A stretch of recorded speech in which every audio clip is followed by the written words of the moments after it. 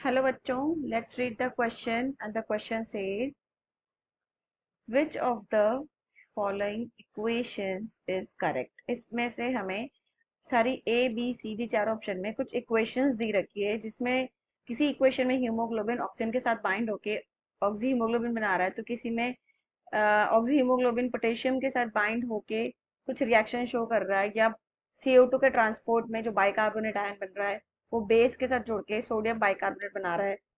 सो हमें ये सारी इक्वेशंस को देखनी है कि इनमें से कौन सी इक्वेशन बिल्कुल करेक्ट फॉलो हो रही है हमारे ब्लड में। नाउ इस क्वेश्चन को सॉल्व करने के लिए जो की कॉन्सेप्ट है वो है ट्रांसपोर्ट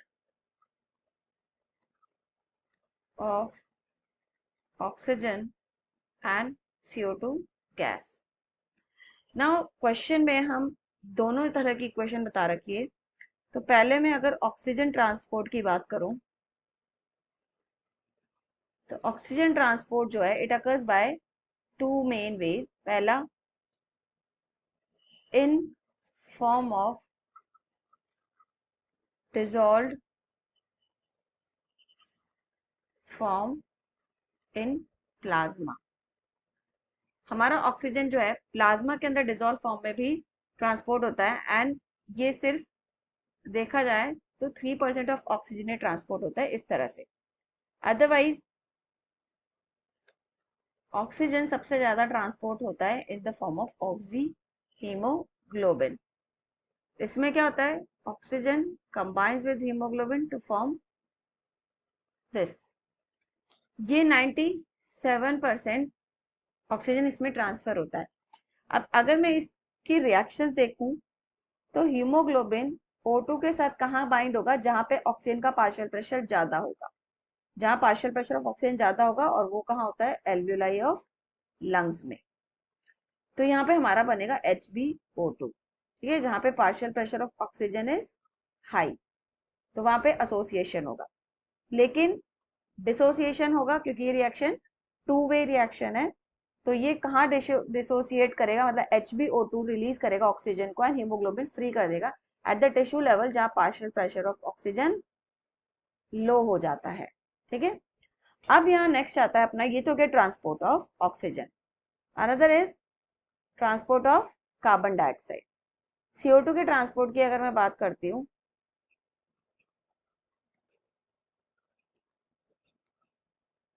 तो again it also occurs by three ways. पहला, again in dissolve form of plasma. CO2 का ट्रांसफर भी प्लाज्मा के डिजोल्व फॉर्म में होता है, but it is around 7% of CO2। Second होता है in the form of by combining with haemoglobin, तो उसमें CO2 हीमोग्लोबिन के साथ जुड़ जाए और हमारा बनता है कार्ब अमीनो हीमोग्लोबिन, और ये अराउंड 23% इस फॉर्म में ट्रांसफर होता है। Then after the third form आता है हमारा बाइकार्बोनेट आयन के फॉर्म में। बाइकार्बोनेट आयन के फॉर्म में CO2 ट्रांसफर होता है, and this is the maximum amount of CO2 transfer in this form. ना बाइकार्बोनेट आयन के फॉर्म में क्या होता है, हमारा जो टिश्यूज होते हैं, टिश्यूज, तो एट टिश्यूज CO2 क्या करेगा, रिलीजेस, क्योंकि टिश्यू पे due to oxidation of food CO2 and water release होता है। This CO2 which releases it goes into the blood, ये ब्लड में जाता है। अब ब्लड में हमारे क्या प्रेजेंट है भाई, RBC प्लस ब्लड प्लाज्मा, दोनों प्रेजेंट है। तो हमारे ब्लड के अंदर जो रिएक्शन होती है वो CO2 वाटर के साथ कंबाइन होता है, and it forms carbonic acid. This carbonic acid again break into H positive and bicarbonate ions। Fine, ये दोनों ही रिएक्शन बैकवर्ड फॉरवर्ड है, एंड इसमें जो एंजाइम्स यूटिलाइज होता है वो एंजाइम है हमारा carbonic anhydrase enzyme. Carbonic anhydrase enzymes, दोनों ही रिएक्शन ये वाला एंजाइम यूज होता है। अब जो रिएक्शन है वाटर एंड CO2 वाली, तो ये जो कंबाइनिंग हो रही है कार्बोनिक एसिड, ये कहाँ पे होती है? Obviously in the blood plasma, ये ब्लड प्लाज्मा में हो रही है। And here also it is taking place in blood plasma as well as RBC. RBC में भी इसका कुछ अमाउंट ट्रांसफर होता है। लेकिन अगर मैं इसकी बैकवर्ड रिएक्शन देखूं, तो ये जो बैकवर्ड रिएक्शन है वो कहाँ जाके कंप्लीट होती है? लंग्स पे, एल्वुलाई ऑफ लंग्स पे।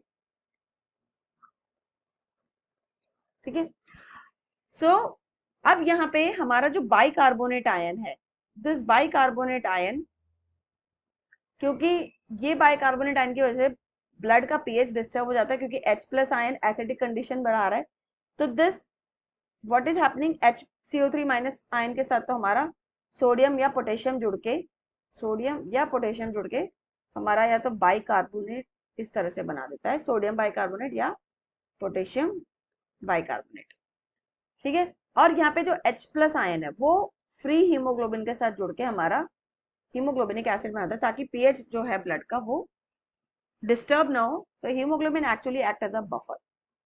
अब यही सारी रिएक्शंस है हमारी या इक्वेशंस है हमारी ऑक्सीजन या CO2 के ट्रांसपोर्ट में। लेकिन अगर हम क्वेश्चन की तरफ जाएं, तो क्वेश्चन में सी हम क्या देख रहे हैं?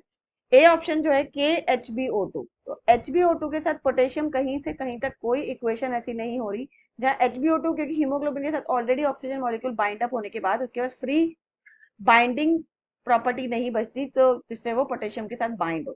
तो ये तो इक्वेशन ही गलत हो गई कि आरबीसी के अंदर पहली बात तो हीमोग्लोबिन मतलब ऑक्सी हीमोग्लोबिन पोटेशियम के साथ बाइंडेड फॉर्म में नहीं दिखता है हमें।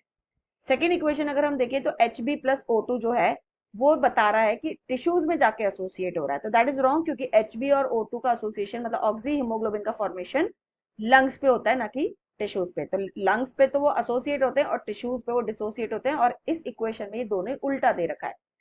सी ऑप्शन में अगर हम देखें Na plus HCO3 minus gives NaHCO3, equation correct है, लेकिन इसमें इन्होंने दे रखा है एरिथ्रोसाइट, बैकवर्ड डायरेक्शन में इन्होंने आरबीसी दे रखा है। दैट इज रॉन्ग, क्योंकि सोडियम बाइकार्बोनेट का डिसोसिएशन कहाँ पे होता है? It takes place at the alveoli of the lungs. तो ये इक्वेशन भी ऑलमोस्ट इनकरेक्ट है। डी इक्वेशन या डी ऑप्शन में हम देखें तो ऑक्सी हीमोग्लोबिन जो है वो डिसोसिएट हो रहा है at the tissue into haemoglobin oxygen, that is correct. And lungs पे ये एसोसिएशन हो रहा है क्योंकि बैकवर्ड डायरेक्शन में एसोसिएशन शो कर रहा है। So this is totally correct all. तो ये जो इक्वेशन है that is equation D. This is the correct equation. So हमारा जो आंसर हो जाएगा वो है answer D. So I hope you understood well. Best of luck.